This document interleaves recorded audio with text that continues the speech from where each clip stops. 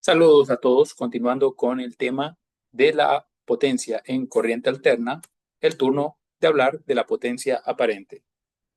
La potencia aparente es el producto de los valores RMS de la tensión y la corriente.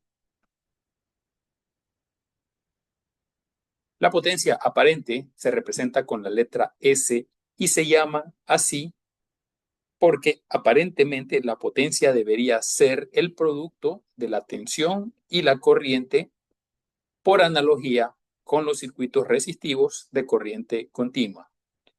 Esta potencia se mide en voltamperios y su abreviatura es VA, para distinguirla de la potencia promedio o de la potencia real, la cual, como ya sabemos, se mide en watts.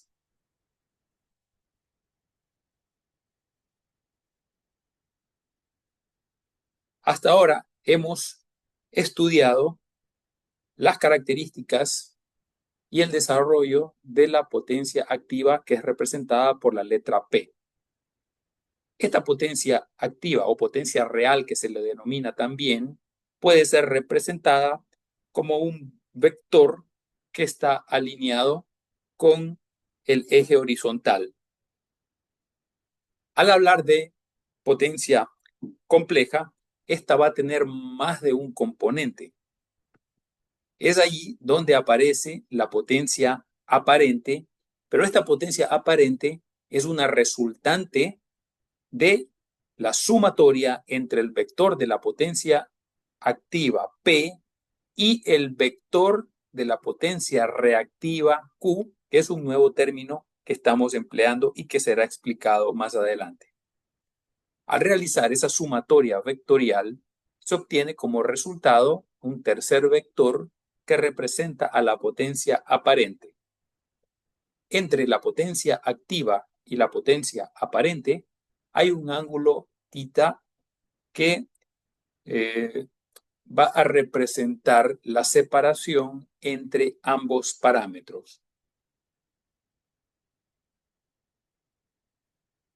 A la derecha se puede observar que la letra P representa a la potencia activa y se mide en vatios, que la potencia reactiva está representada por la letra Q y se mide en voltamperios reactivos por su abreviatura VAR, y la potencia aparente representada por la letra S y que se mide en voltamperios.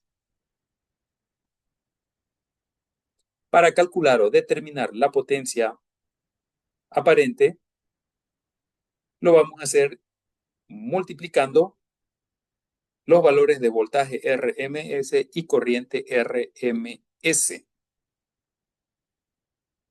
Recordar que este vector va a tener también un ángulo y este ángulo será igual a la diferencia entre el ángulo del vector del voltaje menos el ángulo del vector de la corriente. Considerando que se trata de un valor complejo, nosotros vamos a decir que este valor de potencia aparente va a tener una parte real y una parte imaginaria, y es por eso que hacemos la representación de sus respectivos componentes. Entonces, en la ecuación que ustedes pueden observar, se indica cuál es el componente P y cuál es el componente Q. El componente P será igual al producto del voltaje RMS por la corriente RMS multiplicado por el coseno del ángulo θ. Y la potencia reactiva Q será igual al producto del voltaje RMS por la corriente RMS y por el seno del ángulo θ. Notemos que el componente de la potencia reactiva está acompañado de su respectivo indicador de valor imaginario. Ahora bien, ¿de dónde hemos sacado estas ecuaciones? Recordar que este triángulo de aquí, en donde estamos representando la potencia P, la potencia Q y la potencia S, se denomina o se llama triángulo de potencia. no es difícil identificar que se trata de un triángulo rectángulo y que por lo tanto nosotros tendremos aquí algunas relaciones, como por ejemplo, si nosotros hablamos de el coseno del ángulo θ, este va a ser igual a la potencia P sobre la potencia S. De aquí entonces vamos a tener la posibilidad de despejar que la potencia P es igual a la potencia S por el coseno del ángulo θ. De la misma manera, si aplicamos la función trigonométrica seno de θ, esta va a ser igual a la potencia Q dividido para S, pudiendo entonces calcular la potencia Q como el producto de S por el seno del ángulo θ. Otra relación que pudiéramos mencionar es que el cuadrado de la potencia aparente es igual al cuadrado de la potencia activa más el cuadrado de la potencia reactiva.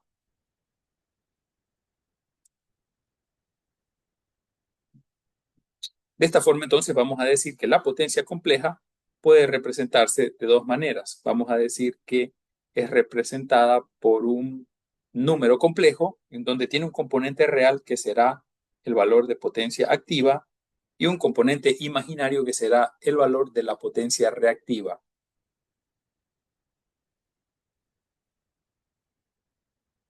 Indicar que la potencia reactiva puede presentar los tres siguientes casos. Cuando la potencia reactiva es igual a cero, se trata de cargas netamente resistivas. Cuando la potencia Q es menor que cero, vamos a decir que aparte de las cargas resistivas tendrá también un componente predominante de cargas capacitivas. Y cuando la potencia reactiva es mayor que cero, aparte de las cargas resistivas, va a tener un componente de cargas inductivas.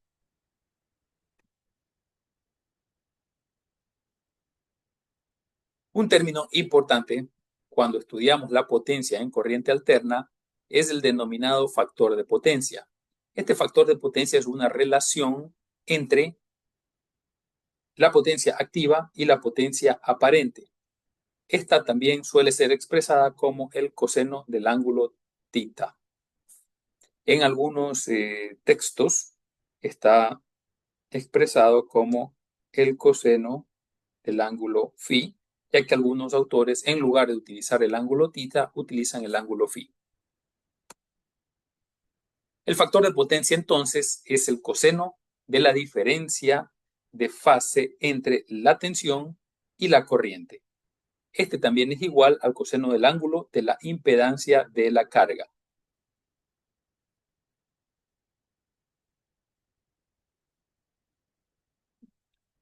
Ahora bien, en un plano en donde tenemos el eje real y el eje imaginario, vamos a hacer la representación de la potencia compleja para estos dos últimos casos.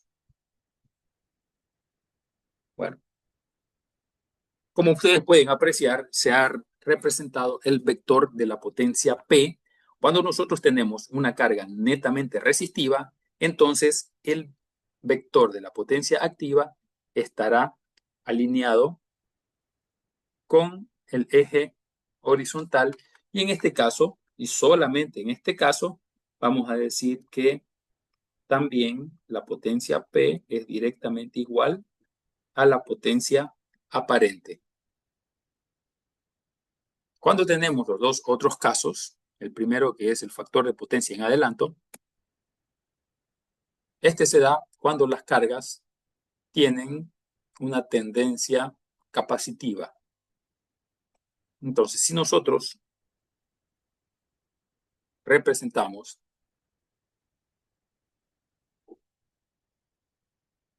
esa gráfica, vamos a mirar que se trata de un triángulo rectángulo que tiene sus componentes de P, de S y de tita. Por el otro lado está el caso en el cual la potencia reactiva es menor que 0.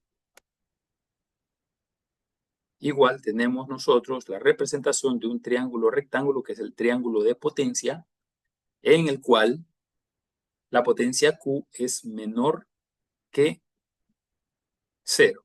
En ese caso diremos que se trata de un factor de potencia en adelanto.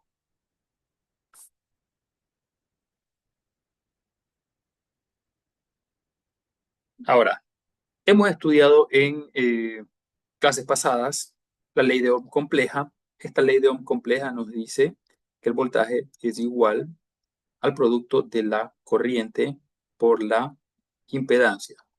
De allí pasamos a la siguiente expresión, en donde si despejamos la impedancia Z, esta es igual a la división entre el voltaje y la corriente, y va a ser adjudicado un ángulo que es igual a la diferencia de fases entre el voltaje y la corriente. Si nosotros reemplazamos estos valores dentro de las ecuaciones de potencia, vamos a poder calcular tanto la potencia activa, reactiva y aparente en función de la impedancia. Diremos entonces que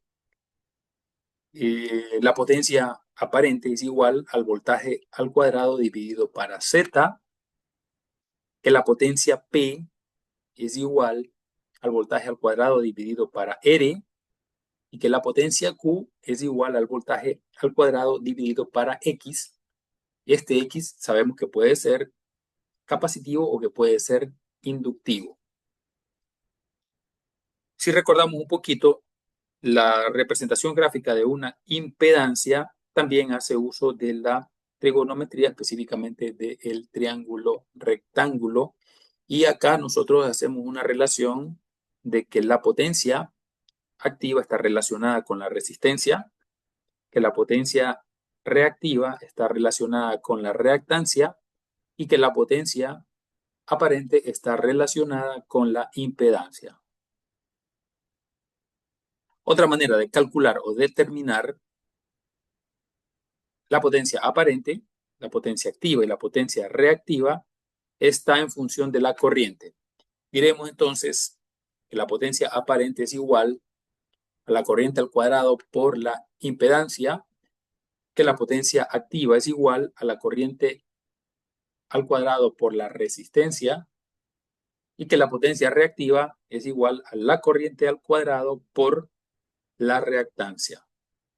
De esta manera, entonces, también podríamos mencionar que, en resumen, la potencia compleja es igual al voltaje RMS por la corriente RMS conjugada, sabiendo que la conjugada de un vector es simplemente un cambio de signo, bien sea en la parte imaginaria, en caso de que estemos con notación rectangular, o en el ángulo, en el caso de que la representación esté en notación polar.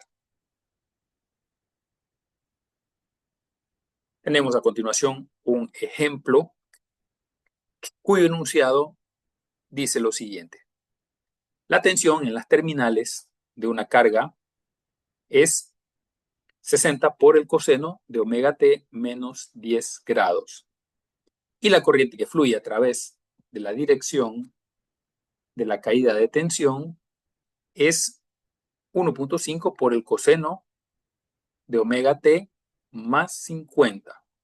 Se pide hallar lo siguiente. Literal A, las potencias aparente y compleja.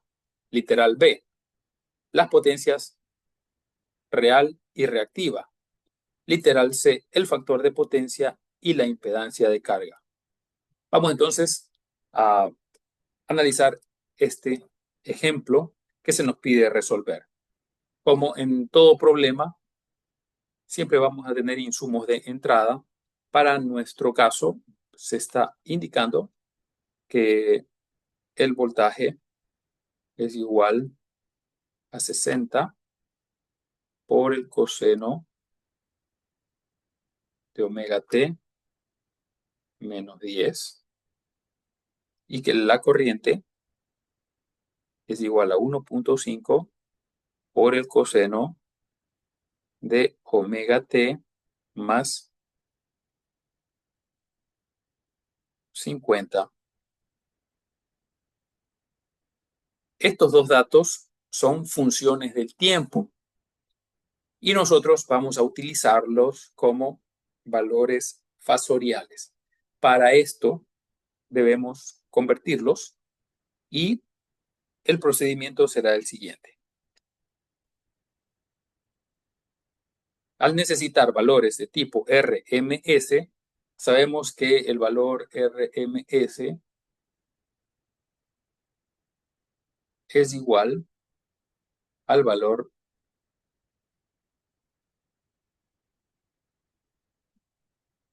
modular dividido para la raíz de 2.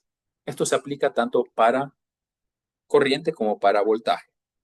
En resumen, vamos a hacer esa representación tanto del voltaje RMS como de la corriente RMS, los cuales se pueden observar en la parte izquierda de sus pantallas.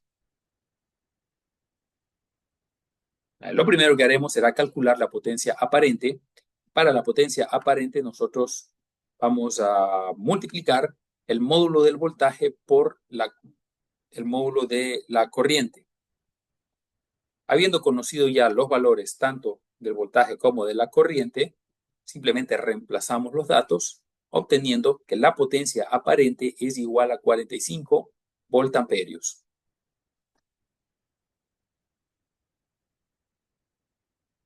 Es importante diferenciar entre la potencia aparente y la potencia compleja. Cuando hablamos de la potencia aparente nos estamos refiriendo a un valor escalar, pero cuando hablamos de la potencia compleja estamos hablando de un valor vectorial. Por lo tanto, la potencia compleja es igual al producto del voltaje RMS por la corriente RMS conjugada. Ya cuando estamos hablando de encontrar esta potencia compleja, es un vector, tanto el voltaje como la corriente serán vectores y es necesario representarlos como tal.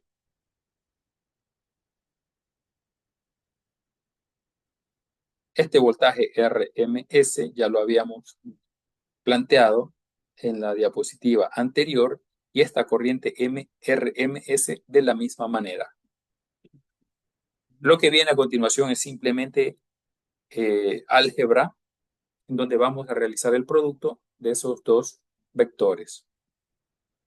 La respuesta es que la potencia compleja es igual a 45 con ángulo de menos 60 voltamperios. Esta expresión es una expresión que está en notación polar. La potencia aparente, perdón, la potencia compleja puede expresarse también en notación rectangular. Ahora, antes de pasar a mostrar esa potencia en notación rectangular, podemos nosotros hacer una comparación e identificar que el módulo de la potencia compleja es el mismo valor de la potencia aparente que hace un momento habíamos calculado. Entonces, vamos a decir que esa potencia aparente va a ser igual al módulo de la potencia compleja.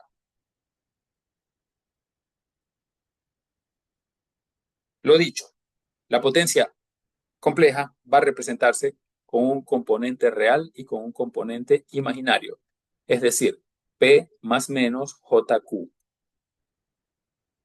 Para calcular o determinar esos valores tanto de potencia activa P como de potencia reactiva Q, aplicamos las ecuaciones que están ahí en pantalla,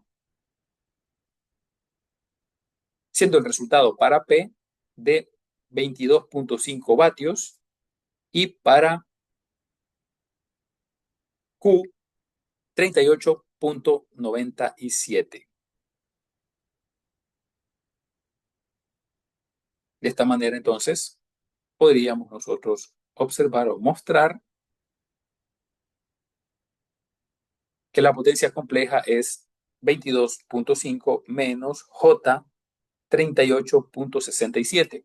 Ahora bien, hasta ahora habíamos identificado que en la ecuación o en la fórmula se ubica el signo más menos, es decir, que podríamos tener un valor de potencia reactiva, bien sea positivo o bien sea negativo.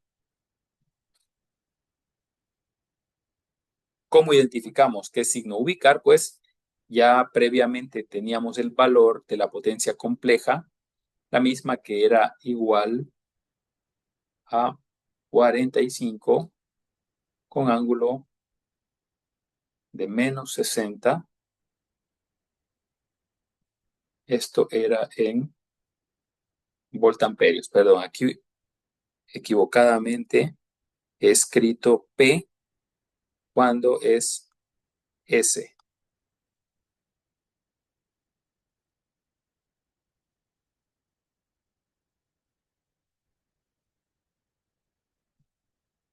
Hemos cumplido con el punto A y también con el punto B.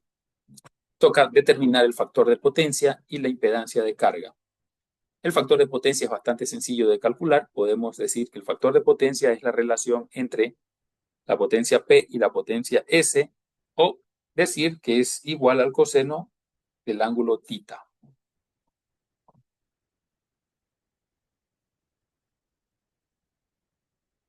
El factor de potencia, luego de reemplazar los datos, nos arroja un valor de 0.5 en adelanto.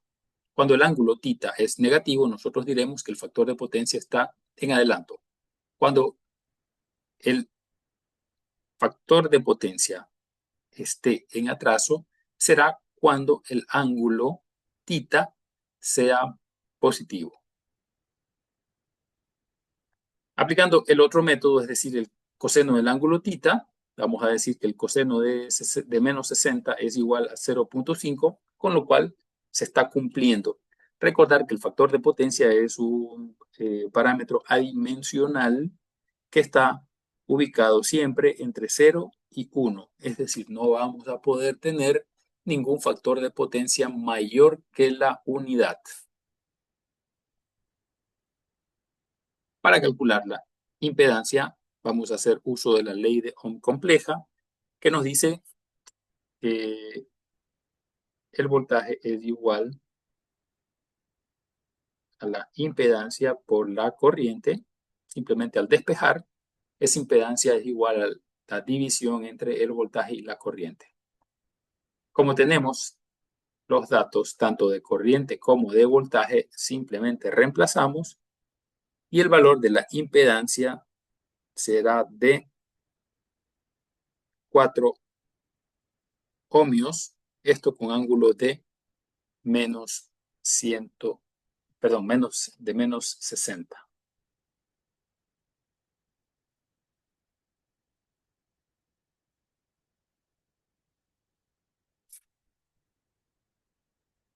De esta manera, entonces, hemos podido resolver el planteamiento que se nos ha realizado. Si quisiéramos, podríamos también plantear la gráfica de un triángulo de potencia con los valores correspondientes a los elementos que hemos podido calcular.